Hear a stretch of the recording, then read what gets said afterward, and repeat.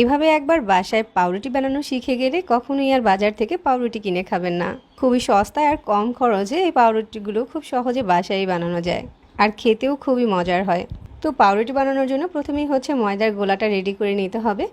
একটা পাত্রে আমি হাফ কাপের মতো কুসুম গরম পানি দিয়ে দিচ্ছি, সাথে 1 টেবিল চামচের মতো ইস্ট দিয়ে দিচ্ছি, পরিমাণ মতো লবণ দিয়ে দিচ্ছি, আর 2 টেবিল চামচের মতো চিনি দিয়ে দিচ্ছি। পাউরুটিটা যদি একটু মিষ্টি ফ্লেভারের খেতে বেশি পছন্দ করেন তাহলে চিনির পরিমাণটা আর একটু বাড়িয়ে দিতে পারেন। এবার এই সব কিছু একসাথে একটু মিশিয়ে নিচ্ছি। এখন এখানে 2 টেবিল চামচ পাউডার মিল্ক দিয়ে দিচ্ছি, আর পাউডার মিল্কটাকেও একটু মিশিয়ে নিচ্ছি। এবার এখানে আমি 1.5 কাপের মতো ময়দা দিয়ে দিয়েছি, আর 3 টেবিল চামচের মতো রান্নার তেল দিয়ে দিয়েছি।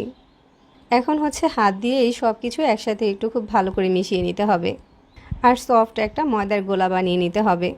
যদি প্রয়োজন হয় তাহলে আরও কিছুটা ময়দা এখানে অ্যাড করতে পারেন, তবে ময়দার গোলাটা কিন্তু ঠিক এরকম একটু বেশি সফট হবে, ঠিক যেমনটা সফট করে আমি মাখিয়ে নিয়েছি।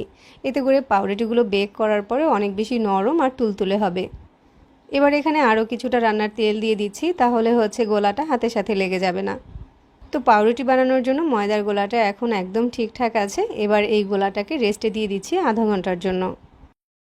ঠিক আধা ঘন্টা পরে দেখুন ময়দার গোলাটা একদম ফুলে ডাবল হয়ে গিয়েছে। যাই হোক, এবার এই ময়দার গোলার ভিতর থেকে বাতাসটাকে বের করে নিচ্ছি, আর হালকা হাতে একটু ময়দার গোলাটাকে মথে নিচ্ছি। ময়দার গোলাটাকে একটা বোর্ডের উপরে নিয়ে এটাকে একটু ভাগ করে নিচ্ছি। পাউরুটিগুলো চাইলে কিন্তু লম্বা করে বানাতে পারেন, আবার আপনার পছন্দ অনুযায়ী যে কোনো শেপে বানাতে পারেন। এখন এই ময়দার ডোগুলোকে হাত দিয়ে ঘুরিয়ে ঘুরিয়ে এরকম একটু গোল করে নিচ্ছি। প্রতিটা ময়দার লেচিকে এভাবে হাত দিয়ে গোল করে ঘুরিয়ে একটু সেট করে নিব। আর এই পাউরুটিটা কিন্তু যে কোনো পাত্রে আপনি বেক করতে পারবেন। তবে আজকে পাউরুটিগুলো বেক করার জন্য এই ধরনের আমি একটা স্টিলের বাটি নিয়েছি, আর তার সাথে কিছুটা তেল ব্রাশ করে দিচ্ছি, যাতে করে পাউরুটিগুলো খুব সহজে উঠে আসে। ময়দার ডোগুলোকে এভাবে বাটির ভিতরে আমি বসিয়ে দিচ্ছি। আমি এভাবে করে বসিয়ে দিয়েছি যাতে দেখতে একটা ফুলের মতো হয়। এখন এই বাটিটাকে আবারও একটা ঢাকনা দিয়ে ঢেকে 10 মিনিটের জন্য রেস্টে রেখে দেব। 10 মিনিট রেস্টে রাখার পর ময়দার ডোগুলো কিন্তু আবারও ফুলে ডাবল হয়ে গিয়েছে। এখন পাউরুটির উপরে সুন্দর একটা কালার আনার জন্য দুধ আর ডিমের কুসুম আগে থেকেই মিশিয়ে রেখেছিলাম, ওইটা ব্রাশ করে দিচ্ছি। এখন এই পাউরুটিটা বেক করার জন্য চুলায় আগেই একটা হাঁড়ি বসিয়ে 10 মিনিটের মতো প্রিহিট করে নিয়েছিলাম। এখন এর ভিতরে একটা কাগজ বসিয়ে দিচ্ছি, এতে করে পাউরুটির উপরে সুন্দর একটা কালার আসবে। তারপরে এই বাটিটাকে বসিয়ে দিচ্ছি। আমি চুলার আঁচ একদম লোতে রেখে পাউরুটিটাকে 25 মিনিটের মতো বেক করে নিয়েছি। আর এখন দেখুন উপরে সুন্দর একটা কালার এসেছে, আর পাউরুটিটা অনেক বেশি ফুলে গিয়েছে। উপরে এখন একটু বাটার ব্রাশ করে দিচ্ছি, চাইলে একটু তেলও ব্রাশ করে দিতে পারেন, এতে করে পাউরুটিটা অনেক বেশি সফট হবে।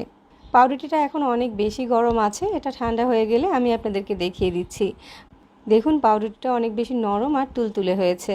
পাউরুটি বাসায় বানালে যদি এত সুন্দর হয় তাহলে কে না বানাতে চায় বলুন। আর বিশেষ করে এই ধরনের পাউরুটিগুলো চা দিয়ে খেতে কিন্তু খুবই ভালো লাগে। পাউরুটিটা দেখুন কত বেশি নরম আর তুলতুলে হয়েছে। আর আমার হাতে বানানো এই পাউরুটিটা যে কতটা পারফেক্ট হয়েছে এটা তো দেখেই বুঝতে পারছেন। আশা করছি আজকের রেসিপি ফলো করে যে কেউ কম খরচে বাসায় পাউরুটি বানিয়ে নিতে পারবেন। সহজে আমাদের রেসিপিগুলো ভালো লাগলে আমাদের পেজ ফলো করবেন আর চ্যানেল সাবস্ক্রাইব করবেন। সবাই অনেক বেশি ভালো থাকবেন। আল্লাহ হাফেজ।